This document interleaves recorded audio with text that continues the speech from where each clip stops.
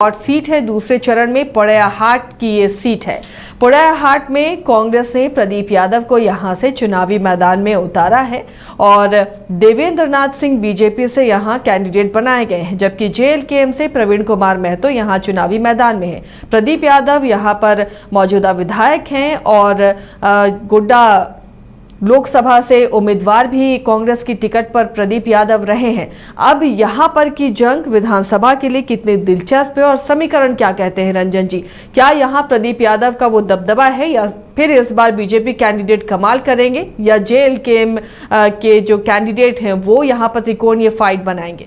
देखिए, अगर पोड़ैयाहाट विधानसभा की हम बात करें तो यहाँ किसी भी दल से ज्यादा प्रदीप यादव मैटर करते हैं। चूंकि जो हम देख रहे हैं कि 2000 से उन्होंने जो है जीत हासिल करनी शुरू की है और 5 बार अब तक जीत चुके हैं। 2000 में जीते, फिर 2005 में जीते, फिर 2009 में जीते, 2014 में जीते, 2019 में जीते। यानी पार्टी कोई भी वो मैटर नहीं करता, प्रदीप यादव ही यहाँ पर जीतते रहे अलग अलग पार्टियों से। जी हाँ, 2 बार ये बीजेपी के टिकट पर चुनाव जीते और 3 बार जेवीएम-पी के टिकट पर ये चुनाव जीते। अब जीत का सिक्सर लगाना चाहते हैं। हालांकि ये पहली दफा होगा कि वो कांग्रेस के टिकट पर यहां से फाइट करने जा रहे हैं। इससे पहले वो कांग्रेस के टिकट पर यहां से चुनाव नहीं लड़े थे, वो आपको बीजेपी और जेवीएम-पी के टिकट पर ही चुनाव लड़े थे। तो ये एक बात है इस सीट की। दूसरी बात जो है इस सीट की कि इस सीट पर जो यादव वोटर्स हैं उनकी संख्या बहुत अच्छी है और यही वजह है कि प्रदीप यादव जो है यहाँ से बार बार जीतते रहे हैं, क्योंकि उनके कद का यादव नेता जो है वो इस पोड़ैयाहाट को मिला नहीं है। तो जो भी कैंडिडेट बनता है या मान लीजिए समर्थक है, वो कहीं ना कहीं से प्रदीप यादव से भी जुड़ा हुआ दिखता है। अभी भी जो एक फोटो वायरल हुआ था जिस पर निशिकांत दुबे ने भी ट्वीट किया था कि यहाँ पर जो है जो कुछ भाजपा के टिकट के आकांक्षी थे, जब उनको टिकट नहीं मिला तो उनके साथ इनकी तस्वीर आई थी जो इनके साथ बैठे हुए थे। तो कहने का मतलब ये है कि इनकी इतनी पकड़ है कि जो असंतुष्ट होते हैं वो सब इनके पास आकर जमा हो जाते हैं। अब एक मुकाबला यहाँ पर ये तो तय है कि प्रदीप यादव वर्सेस देवेंद्र नाथ सिंह होगा। एक मुकाबला यहाँ पर प्रदीप यादव वर्सेज निशिकांत दुबे भी आप मानकर चलिए, क्योंकि निशिकांत दुबे पूरा जोर लगाएंगे।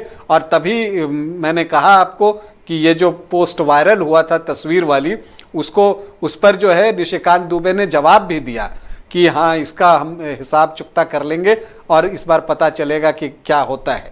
क्योंकि इस बार लोकसभा के चुनाव की अगर हम बात करें तो यहां से निशिकांत दुबे को 8540 वोटों की लीड मिली है पोड़ैयाहाट से।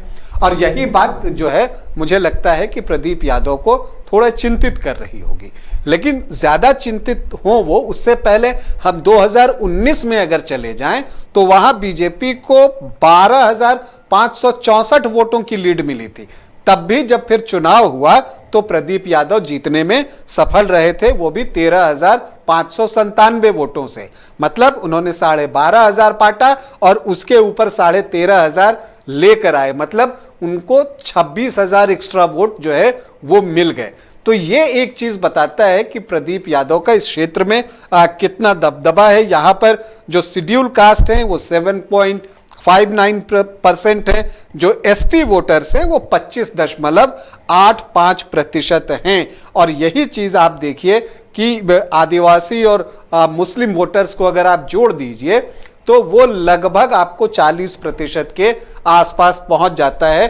और इसके अलावा यादव वोटर्स को जब इसमें आप जोड़िएगा तो वो 55-60% तक चला जाता है।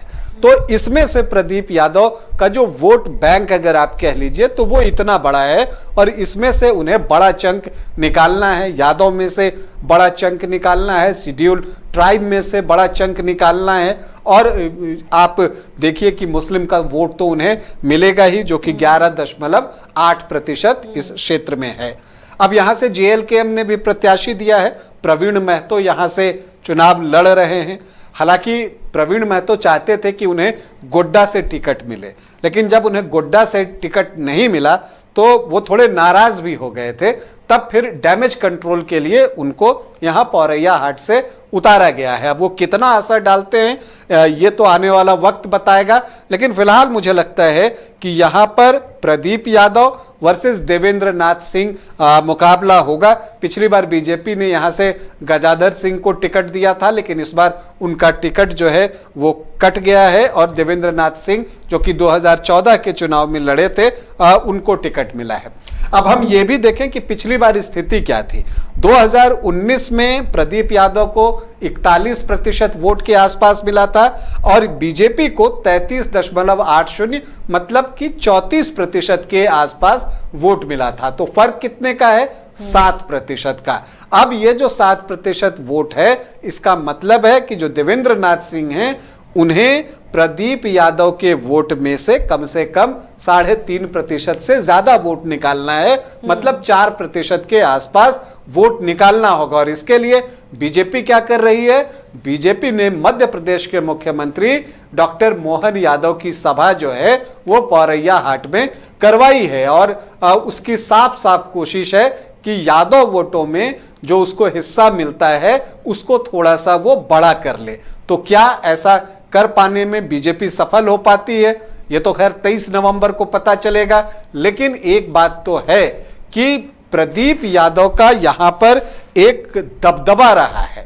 अब देखना यह है कि उनका जो तिलिस्म है पौरैया हाट में वो टूटता है या वो जीत का सिक्सर लगाते हैं। यानी बहुत दिलचस्प पौरैया हाट की जंग बनती हुई नजर आ रही है और इस जंग में कौन बाजी मारता है ये देखना भी काफी दिलचस्प होगा। बिहार के श्रेष्ठ नर्सिंग पैरामेडिकल फार्मेसी IT और मैनेजमेंट प्रशिक्षण संस्थान इसके मंडल ग्रुप ऑफ इंस्टीट्यूशन 5 राज्य 61 शहर 150 प्रोजेक्ट और एक वास्तु विहार।